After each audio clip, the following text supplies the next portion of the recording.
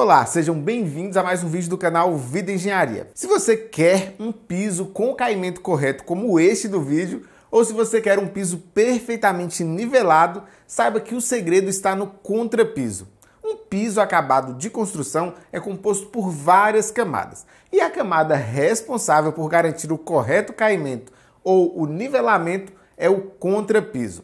E neste vídeo eu vou ensinar para vocês qual é a espessura correta para se usar no contrapiso, qual desnível ou caída você deve usar e como calcular esse desnível. E também no final deste vídeo eu vou te mostrar uma dica infalível para impermeabilizar o seu contrapiso. Um contrapiso bem nivelado é o grande segredo para o sucesso do assentamento final da cerâmica ou do porcelanato. Se o contrapiso estiver com a caída incorreta, você não vai conseguir corrigir isso na argamassa colante. Ou, se você tentar corrigir, vai gastar um caminhão de argamassa e um caminhão de dinheiro. E mesmo assim, corre o risco de não ficar bom. Basicamente, nós temos três tipos de nivelamento para o contrapiso. O primeiro seria o contrapiso sem desnível, ou seja, totalmente nivelado. Este tipo de nivelamento é recomendado para ambientes com móveis planejados, como salas, quartos, ambientes sociais secos, quadras poliesportivas e por aí vai. Nós também temos o nivelamento com queda para uma das bordas, ou seja, é muito utilizado quando você tem uma área externa, um calçamento e quer que toda a água escorra para um dos lados do seu piso. E temos também o nivelamento com queda para um dos cantos do cômodo, em geral onde fica o ralo. Este é um exemplo muito utilizado em banheiros. Antes de ensinar a vocês como calcular essa queda do contrapiso, eu separei algumas dúvidas muito frequentes. É preciso fazer uma base de concreto antes? E a resposta é não. É possível fazer o contrapiso diretamente sobre o solo, desde que este solo esteja estável e previamente compactado. E qual traço eu devo utilizar no contrapiso? Existem os contrapisos que já vêm pronto para o uso, que é do tipo industrializado. Existem os contrapisos autonivelantes, que como o próprio nome diz, já servem para locais que precisam ficar o mais nivelado possível. E existe o contrapiso convencional, que é aquele contrapiso feito na obra. Esse contrapiso convencional, ele é feito com cimento, areia e água. Em locais com menor exigência técnica, esse contrapiso pode ser feito no traço de uma lata de cimento para até 6 latas de areia. Já se esse local tiver uma maior exigência técnica, com tráfego de veículos, esse traço ele deve ser de uma lata de cimento para 3 latas de areia. E o fator água-cimento deve ser sempre muito baixo. O aspecto final dessa mistura deve ser farofado. Qual a espessura a utilizar dessa camada de contrapiso? Essa espessura ela deve variar entre 3 a 5 centímetros. Se você fizer um contrapiso abaixo de 3 centímetros, corre o risco dele formar placas e ficar oco por baixo.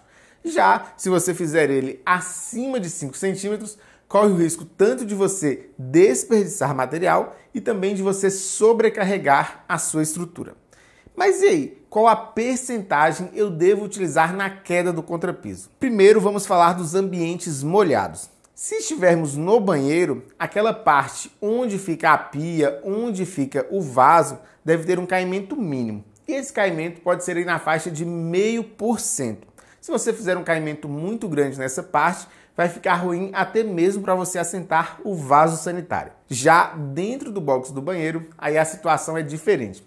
Neste local você pode aumentar essa caída para 1,5% até 2,5% em direção ao ralo.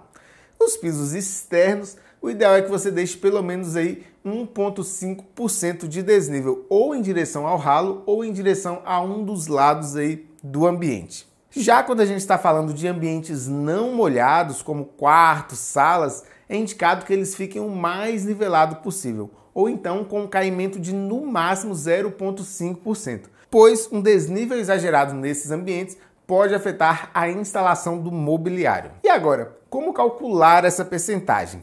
Vamos lá que eu vou fazer com vocês aqui neste quadro branco. Mas antes de você aprender aqui agora como calcular essa porcentagem, esse desnível, verifique se você está inscrito no canal Vida Engenharia. E se você não estiver inscrito, gostaria de pedir de coração que você se inscreva no canal Vida Engenharia, pois é uma forma gratuita de me manter motivado a gravar novos vídeos. E se esse vídeo estiver sendo útil para você, não deixe de deixar o seu joinha. Então, vamos lá. Como é que a gente vai fazer o cálculo desse percentual? Eu vou colocar aqui no exemplo os percentuais que eu ensinei para vocês. Primeiro nós vamos começar aqui com 0,5%, com 1%, 1,5%, 2% e 2,5%. Como que a gente vai fazer este cálculo? Você vai pegar aqui a medida onde você quer aplicar esse desnível. Vamos pegar aqui, por exemplo, uma medida aqui de 4 metros. 4 metros vai corresponder aqui a 400 centímetros. Então, se você multiplicar 400 centímetros por 0,5%, então você vai encontrar aqui um desnível de 2 centímetros. Já se você quiser aqui uma porcentagem, um desnível de 1%, basta você pegar essa medida, 400 centímetros. Eu estou utilizando aqui em centímetros para ficar mais fácil essa multiplicação, porque nós vamos encontrar aqui um número um pouco pequeno. Se eu fizer esse cálculo em metro, pode ser que você se perca aqui nessas unidades.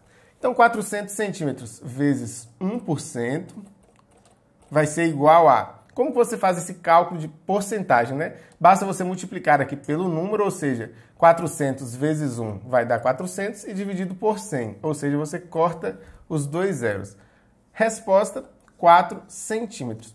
E assim você vai fazendo sucessivamente para todos esses outros números aqui. Basta pegar esse número da distância, transforma em centímetros para ficar um pouco mais fácil e multiplica aqui pelo percentual. Nesse exemplo em questão, se eu quisesse aplicar 1% em 4 metros, eu iria colocar aqui a minha primeira talisca zerada aqui no ambiente e a minha segunda talisca aqui no ponto oposto, eu iria subir aqui com ela justamente nesse número aqui que a gente calculou, ou seja, 4 centímetros. Então, esse desnível aqui, daqui para cá, de 4 centímetros, nessa distância de 4 metros, vai me garantir aqui o percentual que eu calculei, ou seja, de 1%. Mas e agora? Como executar essa declividade correta na prática?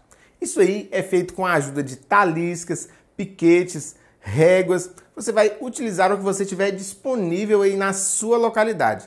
E é claro, você também vai precisar da sua linha. Primeiro, você vai descobrir os fatores limitantes do seu cômodo. Quais são esses fatores limitantes? São os pontos que merecem destaque. Esses pontos podem ser aí um ralo, a abertura de uma porta, um ponto específico para onde você queira direcionar essa água. E o primeiro passo que você vai ter que fazer é tirar o nível ao redor de todo esse cômodo aqui. Então nós vamos bater aqui o nível nos 4 cantos. Se você tiver um nível a laser, você pode utilizar o nível a laser. Se você não tiver o nível a laser, você pode utilizar o seu nível de mangueira. Primeiro, você vai fixar a talisca na parte mais baixa ou no seu ponto limitante. Esse que vai ser a sua referência de nível para os outros pontos. E agora, conforme esse cálculo que eu ensinei para vocês aqui no quadro, você vai aplicar as outras taliscas opostas. O ideal é que você aplique as taliscas das extremidades e, a partir daí, você estica a sua linha e vai aplicar as taliscas intermediárias. Quantas taliscas eu preciso aplicar neste momento? O ideal é que você já pense aí na formação de mestras. E essas mestras devem estar aí numa média de 1,5 m até 2 metros de distância uma para a outra. Agora basta passar a régua nessas mestras, esperar um pouco para que o cimento puxe nelas, para que elas tenham aí um início de pega. E agora você já pode aplicar o restante da massa, o restante da sua farofa entre essas mestras. Aguarde o tempo de cura para aplicar o acabamento. Lembrando que esse tempo de cura vai variar entre 14 a 28 dias. E como eu prometi para vocês, aqui vai uma dica de ouro deste vídeo. Como impermeabilizar o contrapiso. Você já viu aqueles pisos cerâmicos manchados, com manchas esbranquiçadas ou com manchas escuras, ou até mesmo aqueles pisos de madeira ou laminadas estufados.